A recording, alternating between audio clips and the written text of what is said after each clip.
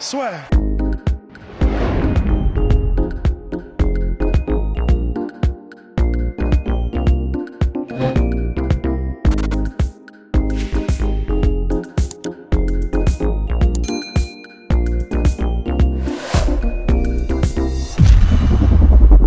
Bien, bonjour à toutes et à tous, bienvenue dans le podcast La Sœur. Le trio le plus fort en pronostic de tous les temps est enfin réuni pour le recap de cette UFC 257, mais surtout, au-delà de recap, c'est comment Dustin Poirier a fait tomber Conor McGregor ou Floyd Mayweather sans pitié, McGregor qui ne gagne même pas dans son propre sport, puisque oui, Conor McGregor est tombé d'une violence, c'est assez hardcore. Et il a quand même sorti aussi Floyd Mayweather. Le combat entre McGregor et Pacquiao, c'est comme si mes restes mangeaient mes restes. Non, mais il est... Ah oui, c'est non, pas mal non. quand même comme Ouais, punchline. non, c'est probablement pas lui qui a écrit cette Oui. punchline. Ouais. C'est pas mal quand même. Oui, c'est probablement pas lui qui a écrit tout court. Alors donc, donc McGregor qui s'est pris le premier KO de sa carrière face à Dustin Poirier. Messieurs, c'est parti. Hein. C'est parti. On va commencer par Polydomso qui n'a pas eu l'occasion jusqu'à maintenant de s'exprimer sur ce combat. Ouais, c'est super. Après de superbes pronos, tu vois, c'est toujours génial de faire cet exercice-là. Mais blague mise à part, parce que c'est le jeu après tout, tu vois, Oui. voilà, on s'expose hein, quelque part. Et blague mise à part, j'ai trouvé que ce qu'a fait Poirier, c'était génial, quoi. C'était pas ce que je visualisais comme stratégie. Comme stratégie la plus efficace, mais elle a tout à fait marché.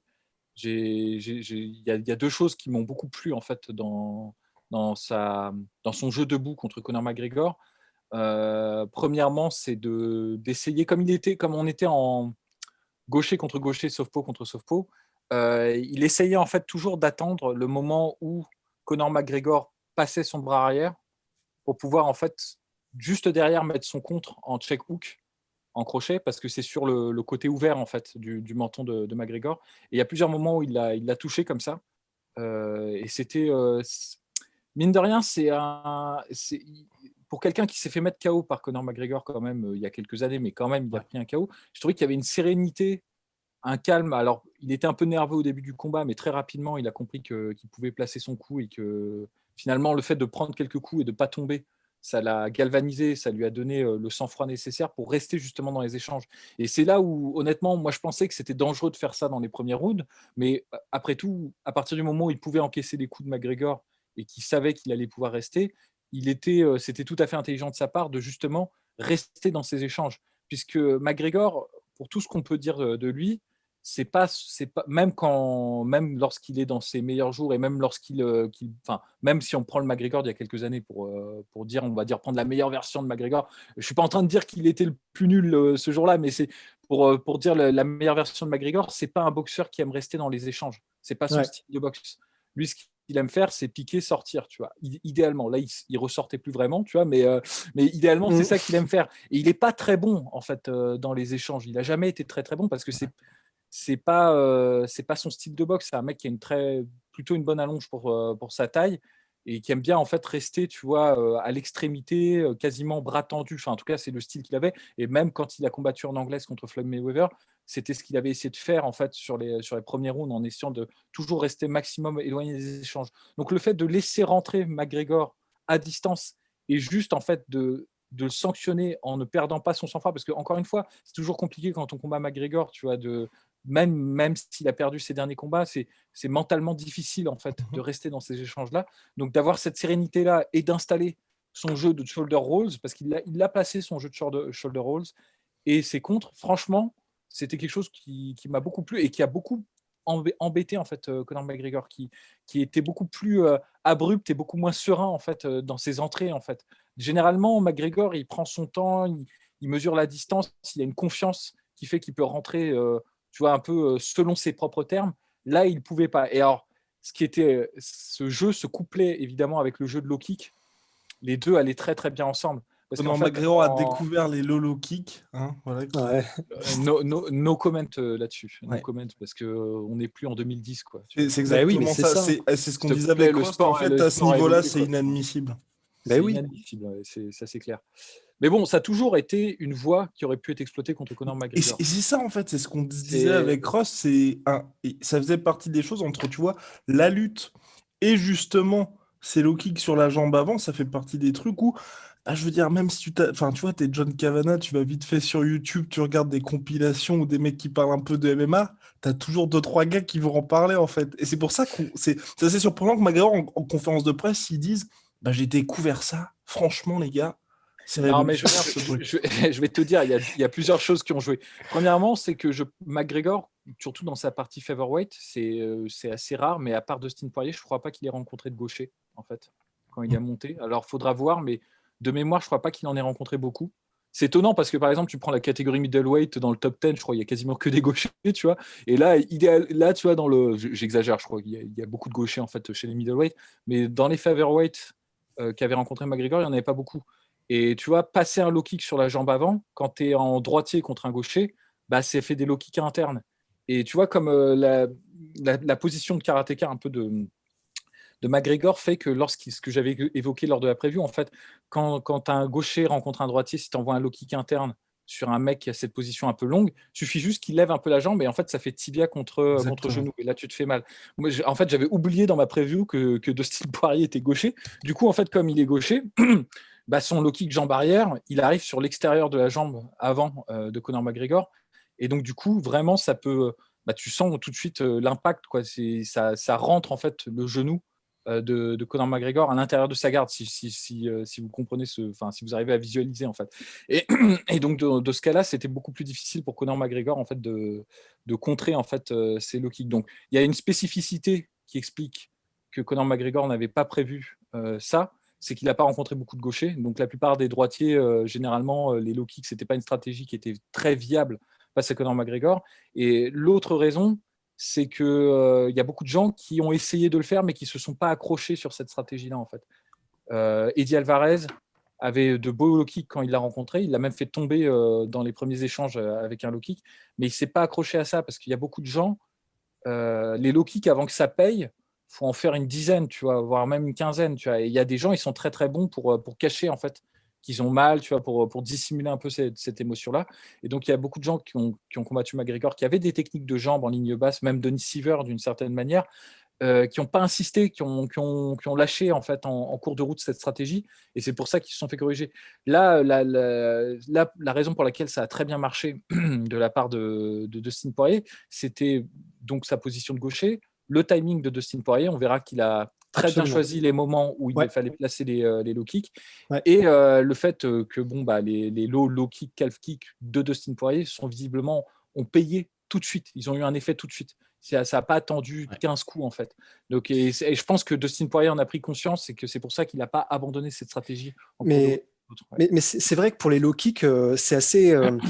D'un autre côté, on pourrait dire aussi que c'est vrai que c'est ce que tu disais, et c'est là vers où tu allais probablement, mais c'est vrai que oui, c'est les adversaires précédents de Conor McGregor n'ont pas forcément forcé là-dessus, mais parce que c'est vrai que d'un autre côté, avec un bon timing, tu es sanctionné aussi. C'est-à-dire que quand tu mets un low kick, à moins de le faire à la Ernesto Hoost ou à la taille, où tu te baisses aussi du centre de gravité, tu décales ton tête, mais ce qui n'est pas évident à faire. Donc, c'est-à-dire qu'en fait, quand tu mets un low kick, généralement, tu es une cible statique et ça peut faire flipper, en fait, surtout face à un mec qui te snipe comme McGregor. Du coup, il y a ça qui fait que tu peux devenir un peu frileux de les mettre. Et puis, c'est vrai que là, c'est ce qui a fait aussi la différence, c'est que là, Dustin, et comme tu l'évoquais, en fait, déjà, le timing des low kicks, honnêtement, il a fait du Geji. C'est-à-dire que soit il les mettait quand McGregor prenait appui sur sa jambe avant pour mettre une combinaison, parce que rapidement, il s'est rendu compte qu'il était safe, Dustin, donc il ne craignait plus les combinaisons quand McGregor se posait sur sa jambe avant pour frapper. Donc, soit il frappait au moment où Conor se prenait appui, soit il frappait au milieu, en fait, à n'importe quel moment, mais au milieu des combinaisons de McGregor. Et là, c'était magnifique. C'est-à-dire qu'à chaque fois, le timing était impeccable et tu avais vraiment un boulevard qu'utilisait Poirier, mais avec un magnifique coup d'œil pour placer ses low kicks. Et c'est vrai que pour avancer un peu dans la preview, c'est ce qu'on disait tout à l'heure avec Paulie Domso et Guillaume, mais c'est aussi le fait que il y a eu très rapidement, en fait, au bout de genre 2 low kicks, en fait, il y a Conor McGregor qui a dû comprendre: ah putain, je suis vraiment dans la merde, en fait. Et c'est ce Il a qu'il a dû- dit en post-fight interview, l'un des rares moments où il a. Enfin, l'un des rares Où il a moments. été Là, il était lucide. vraiment complètement lucide, oui. Ah ouais. Mais parce que c'est vrai que en fait là mais ça s'est vu en fait. Dans notre preview sur Dustin Poirier, on a fait un truc extraordinaire sur le langage corporel de Dustin Poirier que je vous recommande d'aller voir. Mais c'est vrai que en fait là en revanche pour le coup c'est vrai que en revanche une fois qu'il a pris quelques low kicks, il y a eu, et là on était d'accord là-dessus, hein, je crois, mes dollarons, hein, mais c'est que après quelques low kicks, la raison pour laquelle Conor McGregor ne voulait pas désengager du clinch, c'est parce que probablement qu'il était déjà compromis en fait. Ouais. Non, mais il y a beaucoup de choses qui s'expliquent. Mais les low kicks, mais tu vois, c'est pas. C'est vraiment pour le coup là où le game plan de Poirier était très bon parce que comme tu l'as dit, il les a pas envoyés nus les low kicks. Mm. Il n'a pas out, tu vois, en plein milieu de l'octogone envoyé un Ouais. low kick parce qu'il se serait fait contrer, tu vois, à ce moment-là. Ouais. Je trouve que c'est vraiment très intelligent ce qu'il a fait. Comme tu disais, il l'a fait. Moi, c'est surtout, à mon avis, ceux qui ont le plus payé, c'est quand Conor McGregor essayait de rentrer en jab. Mhm. Il a vraiment fait. Justin Gaethje fait ça. Un autre combattant qui fait ça très bien, que j'aime beaucoup regarder, c'est Masaki Nori en kickboxing. Il fait souvent ça. Ça marche quasiment à chaque fois, en fait. Et la faute à Conor McGregor, parce que McGregor rentrait nu sur ses jabs. Il n'y avait, Ouais. il y avait pas de feinte, il n'y avait rien. Parce que c'est toujours une question de pierre-feuille-ciseau, ce truc-là, en vrai. En réalité, il n'y a pas de position qui est meilleure, il n'y a pas de style qui est meilleur. Et c'est vrai que le style escrimeur / karaté Shotokan / karaté boxing, c'est un style qui marche très très bien. Mais une des faiblesses de ce style-là, qui est un style vraiment beaucoup en in and out et sur une position qui est très large, c'est évidemment les low kicks. Mais il y a plusieurs façons justement de faire avec cette faiblesse. Une de ces manières, ce que faisait Conor quand il était en featherweight beaucoup, c'était d'utiliser beaucoup de techniques de jambes en fait et de saturer en fait d'informations, notamment une arme qui a totalement disparu de son arsenal, c'est le low line sidekick qui ne fait plus du tout. Oui, c'est vrai. Conor Ouais. Qu'il McGregor, avait fait contre Aldo par exemple. Ouais, contre Aldo, même contre Holloway, beaucoup. Je vous invite Ouais. à revoir le combat contre Holloway, c'est quelque chose qu'il faisait énormément. Il l'a plus fait, mais je crois depuis sa montée en lightweight, il ne le fait plus. Parce Ouais. qu'il l'a même pas fait contre Nate. Je crois, si, dans le premier combat contre Nate Diaz, il en fait. Mais c'est tout de mémoire. Après, j'ai plus revu cette technique-là. Et ça, c'est pas mal parce que tu casses les appuis. Tu as besoin de ton appui pour envoyer un low kick. Tu vois. Et en fait, juste après, il déroulait en point. Et l'autre façon, tu vois, de désamorcer un peu les contres en low kick quand tu veux te lancer sur ton jab, c'est de faire ce que fait un peu Adesanya aussi. C'est tu vois, de tout le temps feinter pour que la personne ne sache plus quand lancer son low kick en fait. Il était trop évident dans son approche, dans ses entrées en fait en anglaise, Conor McGregor. Et il y a eu le takedown aussi lancé très tôt pour aussi obliger Conor McGregor à être un peu, enfin, je vais pas dire, à se préparer à ça tout le combat ensuite et d'être beaucoup plus bas et de se dire putain, il y a peut-être ça qui va revenir aussi. Donc, non mais ça c'était on check une nouvelle case. C'était très très bien. C'était très bien de lancer ça DP. Mais ça, encore une fois, je pense que c'était à ce stade-là, tu vois, moi, parce que je l'ai revu plusieurs fois le combat en fait, et je pense que 48 fois. Luc Thomas, bonjour. Non, je l'ai vu 3 fois. Putain, Juste, puisque tu perds ton idée, je profite du moment pour dire que c'est stylé parce que tu as fait 3 fois comme dans Inglourious Basterds le moment où il se trahit. Ah oui, c'est ça. Ouais. Je vais me faire shooter par. Et donc, non. Et ce que je voulais dire, c'est qu'il a dû se rendre compte très rapidement. Il l'a senti tout de suite. Et il y a plusieurs signes qui ne trompent pas. Même si Conor McGregor a maintenu une poker face pendant tout le premier round, je pense qu'il était foutu en fait dès le 2e ou 3e low kick. Hein. Honnêtement, en le revoyant, il y a des signes qui ne trompent pas. Et notamment, le signe qui, à mon avis, ne trompe pas, c'est que Conor McGregor, il a essayé de faire un truc qui est matériellement impossible, physiquement impossible. C'est que normalement, quand tu boxes, tu as besoin d'avoir les pieds sous tes épaules. Tu vois, c'est-à-dire, pour avoir de la puissance, pour frapper, en fait, et pour avoir du pouvoir de KO, faut pas en fait être trop penché, essayer de frapper au-delà finalement de sa position, tu vois. Déjà parce que tu t'exposes à des contres, mais aussi tu te déséquilibres, tu fais pas mal, tu vois. Ça sert à rien. Et il y a un coup qui fait à un moment donné contre Dustin Poirier qui pour moi est révélateur de ça. C'est en fin de premier round, il passe une espèce d'uppercut, tu sais, qui tente souvent, tu vois, où c'est entre l'uppercut et le jab, tu sais, où il va feinter le bras arrière. Et il revient en fait avec l'uppercut. Et en fait, la première fois que j'ai vu, je me suis dit, il a touché Poirier, c'est bien. Mais en fait, en réalité, en le revoyant, il est complètement hors de sa position quand il fait ça. Et il ne fait pas vraiment mal à Poirier, il pousse la tête de Poirier plus qu'il ne frappe en fait, parce qu'en gros, il est vraiment hors de sa position. Et pourquoi il est hors de sa position? C'est parce qu'il ne sait tellement pas comment réagir par rapport au low kick de Poirier. Enfin, tu vois, pour rentrer en position, il faut exposer ta jambe. Mais il ne veut pas exposer sa jambe. Donc, il essaie de trouver une espèce de solution, mais qui est impossible, tu vois, où il va se jeter en avant comme ça en envoyant son coup.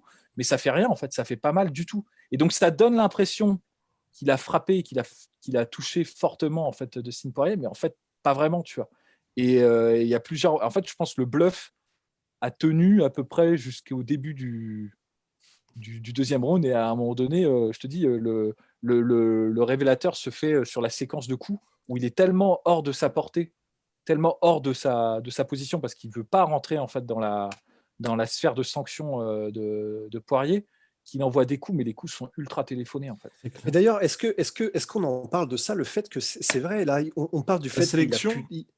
Ouais, en fait, il y a la sélection de coups qui, à mon sens, effectivement, n'était pas bonne. Il y a plusieurs moments où il a une ouverture pour mettre des coups et il choisit à chaque fois les mauvais qui sont soit bloqués par Poirier, quand soit il prend les kicks, quand il chope les deux fois, il chope les kicks. Pour moi, c'est bizarre ça. Ça, pour moi, ça arrive 2 fois, c'est impardonnable.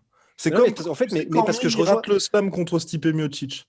C'était une occasion mais le truc, le bordel et... Mais le truc, c'est que je rejoins Polydomso, en fait. Je crois qu'il savait pas quoi faire, tout simplement. Il avait l'air perdu, en fait. Il a chopé la jambe et tu avais l'impression qu'il se posait lui-même des questions sur... Donc, en fait, je fais quoi là maintenant? Parce que j'ai pas envie de reposer tout de suite, parce qu'il y a des risques. Mais du coup, c'est ce qui m'amène à la question, en fait, là. Moi, attends, juste avant, j'ai une énorme crainte quand je l'ai vu la première fois, parce qu'il le fait 3 fois où il essaie d'attraper la jambe, et je me suis dit, putain, Dustin Poirier, il peut passer le high kick là, et il va le tuer, tu vois. Il baisse la main, et bon, il l'a pas fait, Dustin Poirier, mais je me suis dit, putain... il y aurait eu moyen. Et là, c'était Good Night Irene, tu vois, mais vraiment, la décapitation, tu vois, genre, parce que c'était vraiment un truc de débutant qu'il faisait. Quand il baissait son bras avant là, pour récupérer la jambe. Mais justement... Et c'est ce qui m'amène vers ma réflexion, qui est, je me souviens qu'il y a quelques années, on avait eu déjà cette discussion, et à propos d'un cas qui est maintenant un cas d'école et bien établi, qui est Fedor. Fedor, à la fin de sa carrière, il était beaucoup plus pauvre techniquement qu'il ne l'était au début. Et là, franchement, quand on voit Conor qui n'utilise absolument plus ses kicks, qui a une sélection de coups qui est beaucoup plus pauvre, il a une diversité de coups. Bon, c'est vrai, on a tendance à parler de ses shoulder strikes. Bon, en réalité, c'est un peu de l'esbrouf, parce que c'est vrai que quand il n'y a rien à côté, c'est pas quelque chose qui sert beaucoup. Enfin, ça fait pas partie d'une panoplie qui est complète et qui marche tout ensemble, quoi. Et du coup, c'est vrai que moi, la question que je me pose, c'est à quoi est-ce que ça peut être dû, le fait qu'il est aussi pauvre théoriquement maintenant? Parce que c'est vrai que quand tu regardes les combats qu'il faisait en featherweight, et c'est vrai que quand on parle par exemple, de son combat contre Max Holloway, qui est sur 3 rounds, honnêtement, il a une palette et une diversité technique, mais qu'il utilise bien. C'est-à-dire que il fait pas juste des coups pour faire des coups, quoi. Il fait des coups pour maintenir distance quand il faut, il fait des coups pour intercepter quand il faut. Là, je sais pas, t'as l'impression qu'il était sur anglaise, pure anglaise. Quand Dustin Poirier, le middle low kick, il a fait ah oui, c'est vrai, on peut mettre des low kicks, je vais lui en mettre aussi.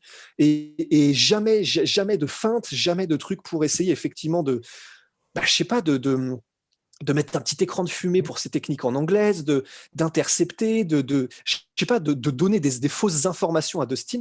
Elles étaient où elle est où toute cette profondeur technique, quoi? Alors, Polydomso va en parler, parce que pour lui, et à raison, je pense, c'est la montée en lightweight, mais on va voir ça en détail. Et pour moi, il y a la montée en lightweight dont Polydomso va vous parler, mais aussi pour moi, un petit peu ce qui a enterré un peu le truc, c'est aussi, je pense, le combat contre Floyd Mayweather, et le fait qu'aujourd'hui, il soit toujours un petit peu, tu vois, en dents de scie avec la carrière en boxe anglaise, où en gros, je pense qu'il ne progresse plus du tout en fait en MMA.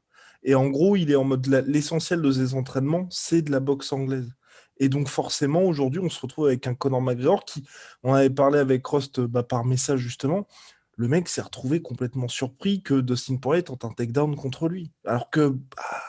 Et à la ramasse, en fait, c'est surpris, c'est à la ramasse. Oui, évidemment qu'il va tenter un takedown contre lui, Dustin Poirier. Donc je pense que vraiment Conor McGregor et son camp, ils étaient en mode Dustin Poirier, on va faire un combat de boxe anglaise dans une cage, en fait. Je pense vraiment que c'était ça, l'approche du combat. Et donc oui, Polydomso, il voulait dire aussi que c'est vrai que Conor McGregor, il y a déjà eu une évolution entre le Conor McGregor qui était en featherweight et en lightweight.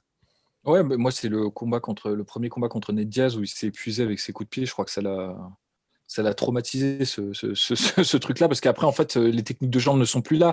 Et ça n'a jamais été une arme en soi, en fait, les techniques de jambes pour Conor McGregor, tu vois. Mais c'était toujours une part, un outil, en fait, dans la construction en fait, de son jeu qui, bien sûr, gravite autour de son bras arrière, mais ça n'a jamais été que ça, en fait. Ça a toujours été une construction étape par étape pour pousser l'adversaire à commettre des erreurs. C'est ça le jeu de McGregor sur sa montée, en fait, sur sa série en featherweight, sur sa série de victoires en featherweight, c'était ça vraiment la stratégie, tu vois. Et en réalité, moi, je pense que la prise de poids n'a pas aidé, mais il n'y a pas que ça, tu vois. C'est évidemment que ça a joué. Le fait d'affronter un mec comme Ned Diaz qui, en fait, l'a poussé un peu à abandonner cet arsenal, mais ça, c'était juste le premier domino, en fait. Moi, je pense que les autres dominos qui jouent, c'est que y a le problème qu'il peut toujours mettre KO des gens avec son bras arrière. Moi, je pense que ça joue parce que, tu vois, il devient omnubilé par ça. Tu vois, c'était évident dans son combat contre Dustin Poirier et ça lui a pas rendu service de toucher en début de combat Dustin Poirier. Plusieurs moments, il l'a touché nettement. Bon, il l'a pas mis en danger Poirier, mais il l'a touché vraiment, tu sais, avec la tête qui part en arrière et tout. Et donc, je pense que, tu vois, il se disait, putain, il m'en faut plus une gauche et c'est bon, et c'est terminé, tu vois. Sauf que non, tu vois, parce que c'est pas comme ça que ça fonctionne. Et ça, je pense que ça joue. Et au-delà de ça, moi, c'est surtout ça qui, à mon avis, est le dernier clou dans le cercueil de McGregor. Donc, il y a sa montée en lightweight, cette quasi-certitude de toujours pouvoir passer le KO, alors que il ne faut pas être obsédé par son pouvoir de KO et sa technique de KO. Tu vois, faut le construire petit à petit. Et la troisième chose, je pense que ça fait des années qu'en gros, à l'entraînement, il n'y a plus de sparring partner qui essaye de lui faire sa fête, quoi. Ouais. Et on en parlait avec Rust. C'est ça qui est très compliqué. C'est qu'il faut que ça devienne un truc où il rentre dans le gym et tout le monde peut le démonter, en fait. Enfin, tout le monde peut le démonter. Il n'y a pas ce statut Conor McGregor, quoi. Le problème, voilà, c'est que c'est une star et que. Alors, je sais pas je pense pas qu'il ait jamais été dans une mentalité de guerre de sparring. Parce que pour avoir regardé, par exemple, tu vois, le TUF, tu vois, quand il était encore en featherweight et tout ça, ils ont une approche qui est un peu plus sophistiquée, tu vois, mais t'as pas besoin nécessairement de vouloir mettre KO le mec pour faire un bon sparring. Tu vois. Il y a des sparring où tu joues, tu vois, et où tu t'apprends techniquement à bien placer les coups et tout.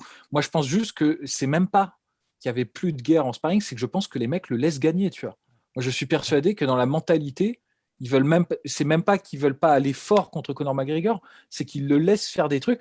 Moi, la sonnette d'alarme, elle avait été tirée, je sais plus, c'était il y a quelques années déjà, où on l'avait vu avancer avec ce nouveau style là, bras devant et tout, avec sa position de karaté. Je me suis dit, mais qu'est-ce que c'est que ce truc là, tu vois. Enfin, mais tu vois, j'avais évacué, tu vois, j'avais refoulé ce truc là avant le combat, tu vois.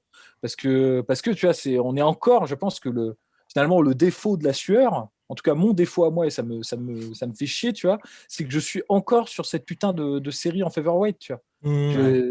C'est dingue, hein, la capacité de fascination, parce que finalement en lightweight, à part Alvarez, et encore rétrospectivement, on parlait à Rust, mais Alvarez, c'était un match-up archi favorable pour lui, en fait. Tu vois, un mec qui n'est pas super grand, qui va venir s'empaler sur ses coups, finalement, c'était plutôt bon, c'était du tout bon pour lui, tu vois. Ben, en lightweight, son bilan... 3 combats seulement, cela dit. 3 combats seulement. Ouais, mais bon, tu perds contre putain de Ned Diaz, quoi. Tu vois, je veux pas être méchant. En welterweight. Ouais, bon. Ned Diaz était gigantesque à l'époque. Il faisait au moins 80. 3 fois sa taille. 3 fois sa taille. Quelque chose comme ça dans la cage. Mais ouais, non, mais bref, tout ça, messieurs, pour dire que là, mine de rien, c'est quand même assez inquiétant pour la suite. Revenons au combat, mon cher Rust, oui. Puis sur Conor McGregor, ses entraînements, tout ça.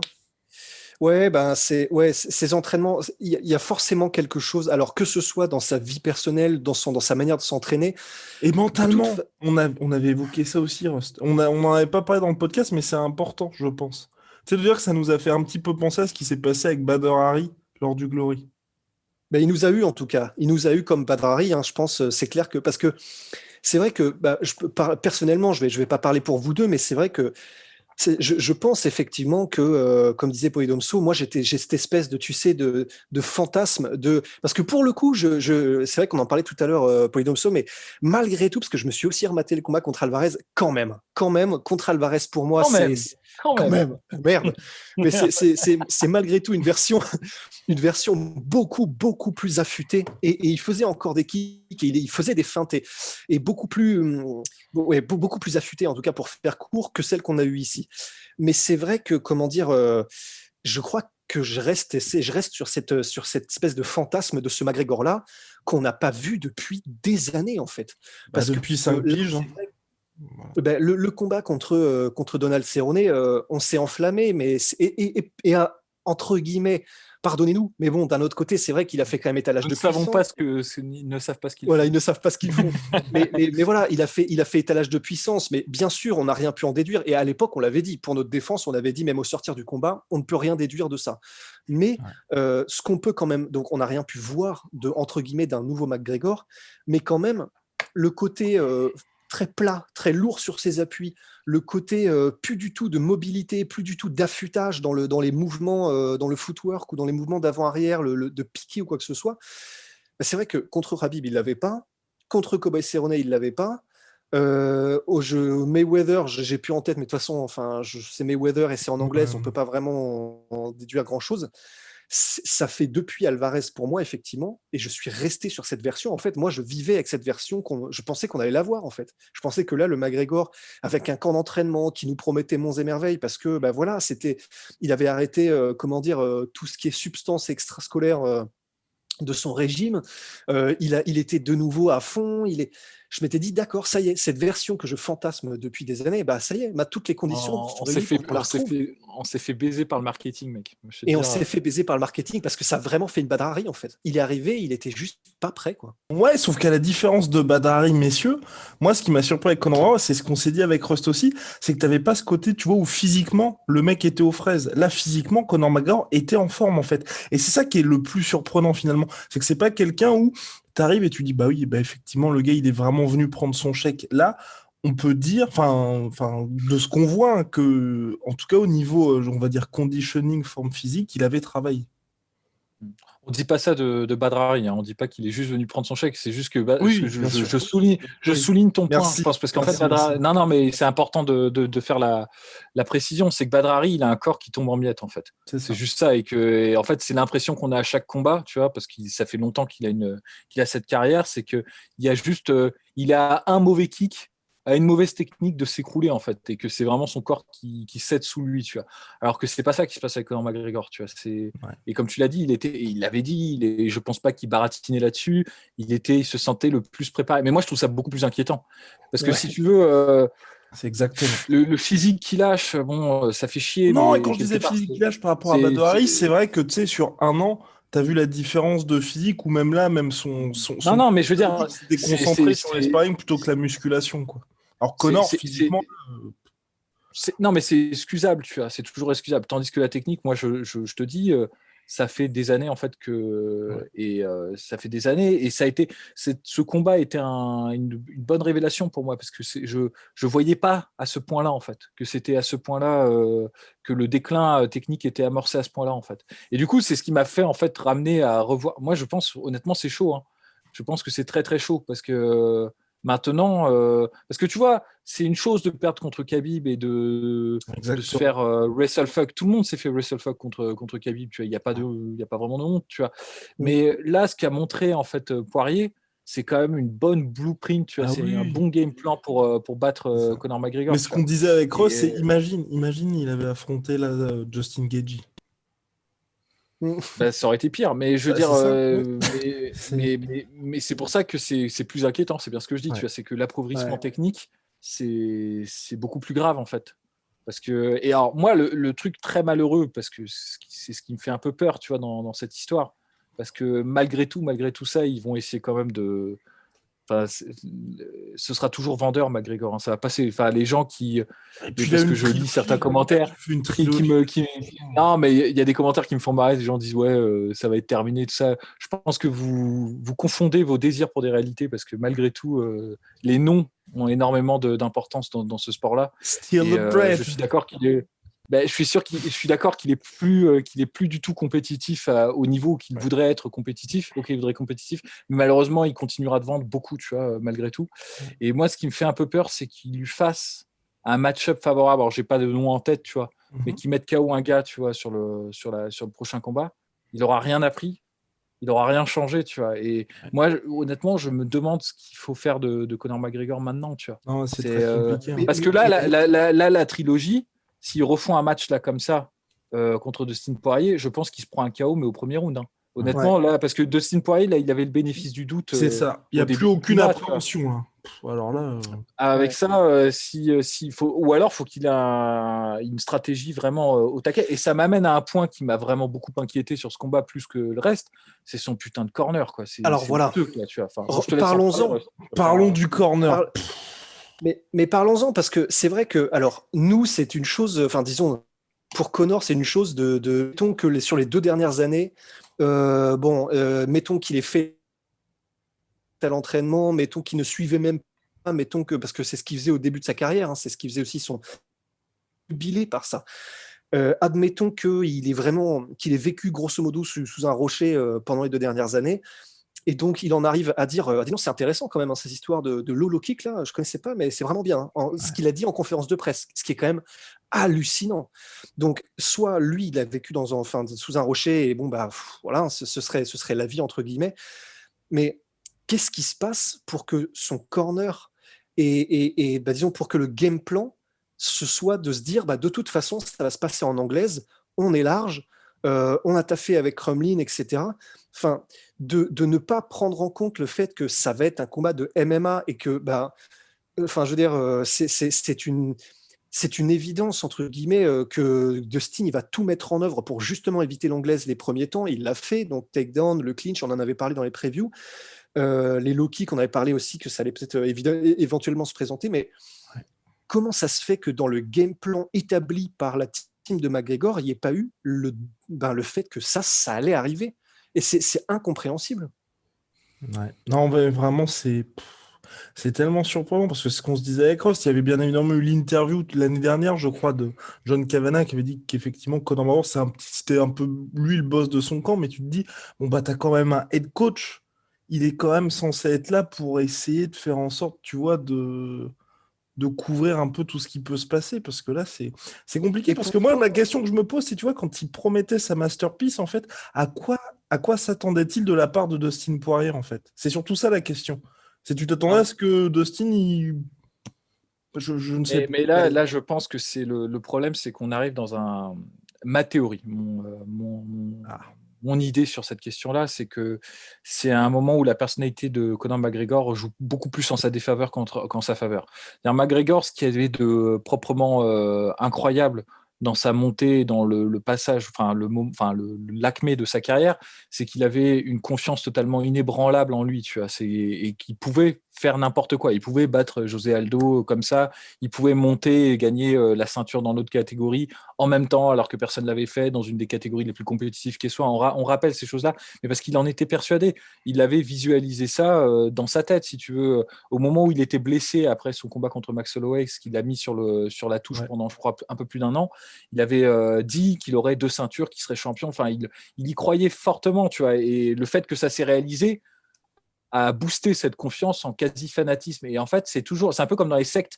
Tu as un moment où les gourous, ils ont confiance en eux, mais ils savent qu'ils racontent quand même pas mal de conneries, tu vois. Et il y a un moment déclic où là, c'était terminé, c'est quand ils commencent à croire en leurs conneries, tu vois. Et ça termine généralement très mal dans ces moments-là, parce qu'après, il n'y a plus de remise en cause, tu vois. Et je pense que c'est ça le problème de Conor McGregor, c'est qu'il y a eu tout un moment où je pense qu'il était lucide sur le fait que c'était de la stratégie marketing, de dire Call me Mystic Mac, because I predict this thing. C'était un gimmick pour lui, tu vois, c'était drôle. Il y avait beaucoup d'humour, c'est ce qui l'a rendu aussi très charmant, très magnétique dans les premiers temps, moi je pense. Et il y a un moment où je trouve qu'il a perdu ça en cours de route, l'humour et la distance, tu vois. Il a cru en sa propre légende, vraiment. Alors ça paraît super bateau ce que je dis, mais ce que je veux dire, c'est qu'il est tellement convaincu de ça qu'il ne se remet pas en cause, tu vois. Et je pense qu'il a dû se dire, mais je l'ai mis KO une fois, je vais le mettre KO 2 fois, ça va être super. Non, mais justement, et là je vais appuyer ton coup, Polydomso. Ouais, et donc du coup, moi, je termine juste de confiance en fanatisme, tu vois, il n'y a qu'un pas, tu vois. Et là, je pense qu'il a été franchi depuis et justement, un petit moment. Et c'est là où je vais vraiment aller dans ton sens, et pas avec mon analyse ou ma théorie, mais avec quelque chose qu'avait dit mot à mot John Kavanagh après le combat contre José Aldo, et quand il avait perdu contre Nate Diaz, le premier combat, ben, en fait, à ce moment-là, c'est à ce moment-là où ils étaient un peu en bisbille avant le combat contre Nate Diaz avec, comment dire, enfin, c'est pas en bisbille, mais ils le disaient tous les deux, en fait, ils se croisaient littéralement le matin à l'entraînement, ils se parlaient plus, ils s'entraînaient plus ensemble, etc. John Kavanagh et Conor McGregor. Et avant le deuxième combat contre Nate Diaz, eh ben, John Kavanagh avait dit, ben voilà, entre guillemets, on a recommencé à travailler ensemble, on a recommencé à taffer tous les deux, à retrouver cette dynamique qu'on avait au début de notre carrière. Et John Kavanagh de rajouter, parce que c'est vrai que on s'est distancié après José Aldo, mais qu'est-ce que tu veux dire à quelqu'un qui met des KO en 13 secondes à des légendes? Et ça, c'est mot à mot ce qu'a dit John Kavanagh. Et c'est tellement révélateur d'entendre ça, parce que donc, ça veut donc dire qu'effectivement, non seulement, comme tu le disais, mais ça, il le dit lui-même, hein, Conor McGregor, c'est lui qui gérait ses propres camps d'entraînement, mais effectivement, plus personne ne devait vraiment être en mesure de lui dire quoi que ce soit ou de tenter de le convaincre de quoi que ce soit. Parce que pour le coup, c'est vrai que je crois que j'ai dû être un peu dur, effectivement, il y a quelques minutes avec John Kavanagh, alors que j'ai énormément de respect pour lui. J'ai vraiment énormément de respect pour John Kavanagh, mais je pense que Conor McGregor, en fait, effectivement, peut-être qu'il l'écoutait, parce que c'est quelqu'un, malgré tout ce qu'on peut dire, qui est très loyal, comment dire, Conor McGregor. Donc je pense que Conor McGregor voulait John Kavanagh dans son coin, tout comme il voulait Owen Roddy, les vieux de la vieille, mais que je ne sais pas s'il les écoutait vraiment, en fait.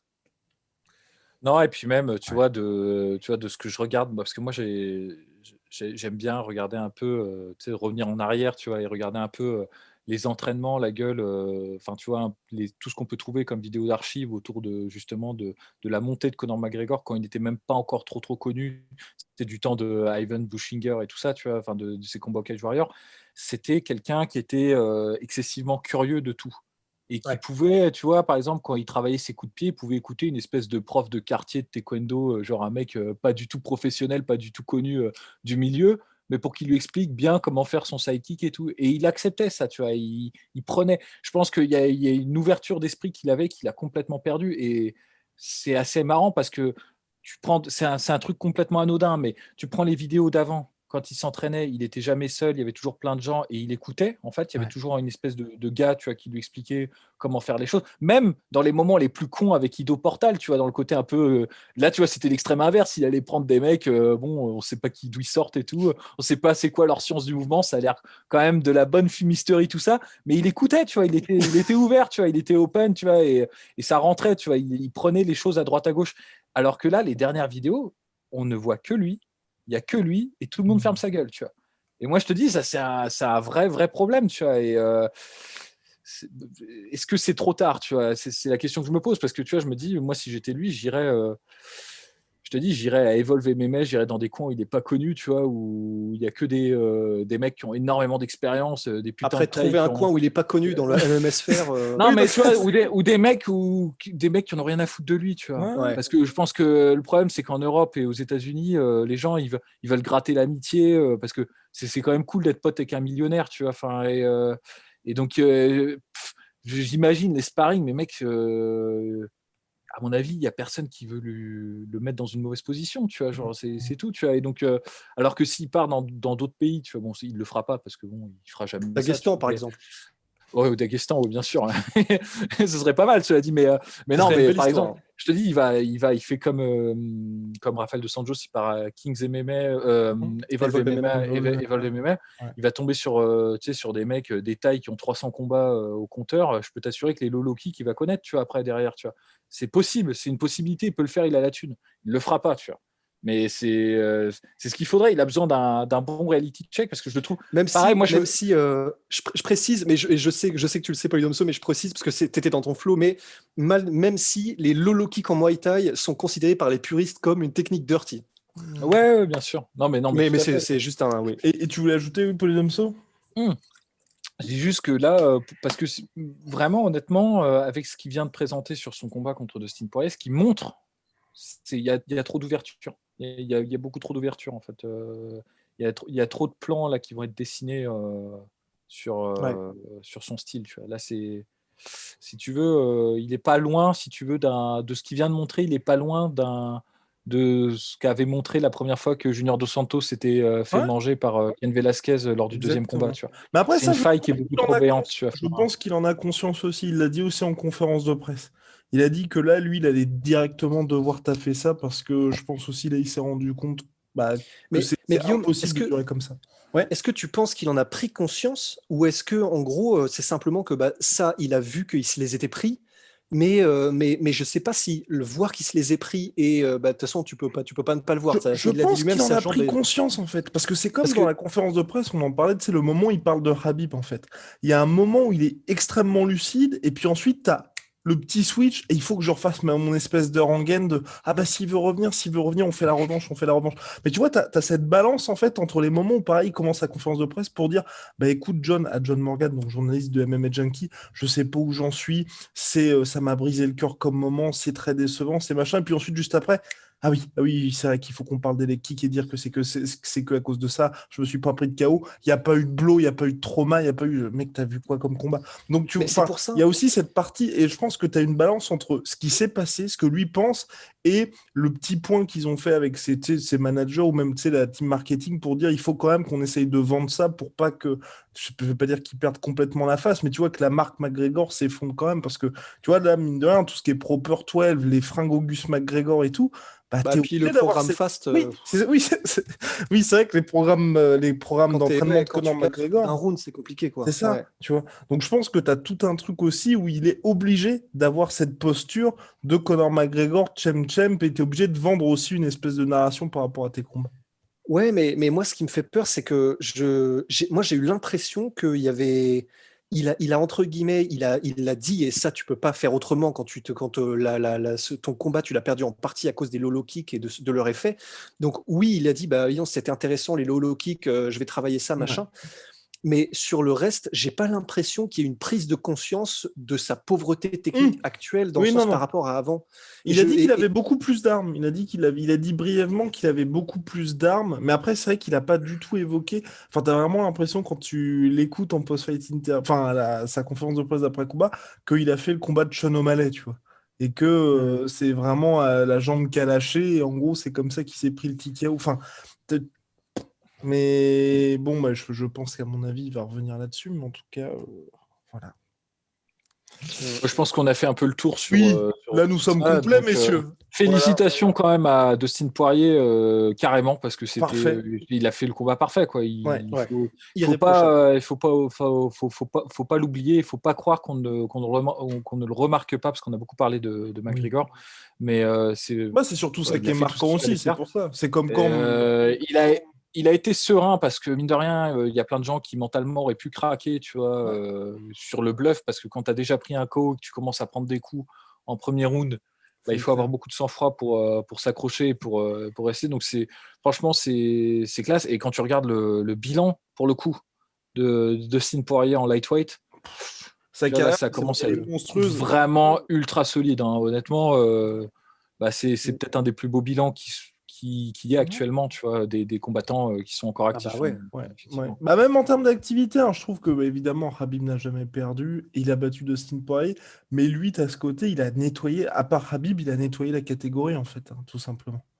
Non, mais c'est vrai que quand on y réfléchit, un bilan où tu détruis après des guerres Justin Gaethje, Eddie Alvarez, et quand tu bats Conor McGregor, que tu bats Dan Hooker, qui était, je sais plus combien il était, en numéro 6 ou 7. Holloway aussi.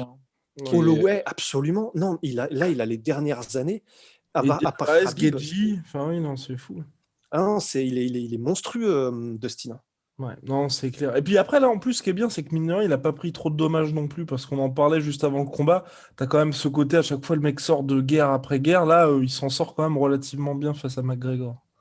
Alors du coup, je peux rebondir sur le prochain thème, c'est quelle suite pour Dustin Poirier et quelle suite pour McGregor?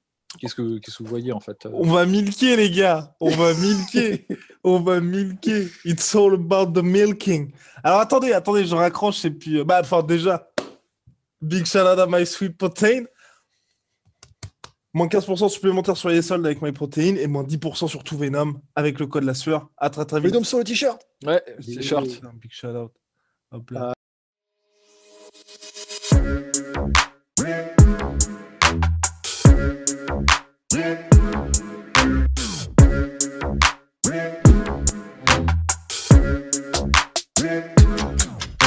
I'm fucking coming for you!